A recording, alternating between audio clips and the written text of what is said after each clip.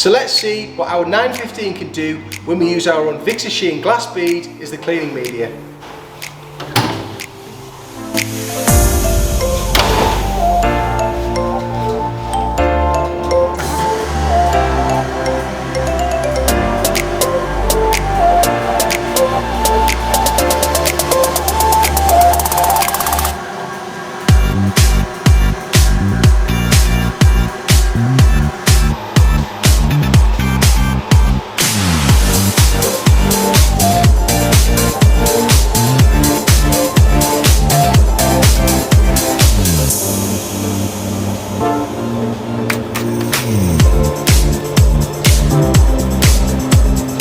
So now we're going to give the part a quick rinse and air dry, and then it's ready for an inspection.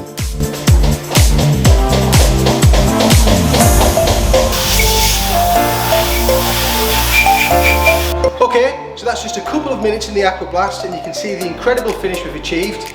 Of course, there's zero damage or scoring on the part, it just looks as good as new.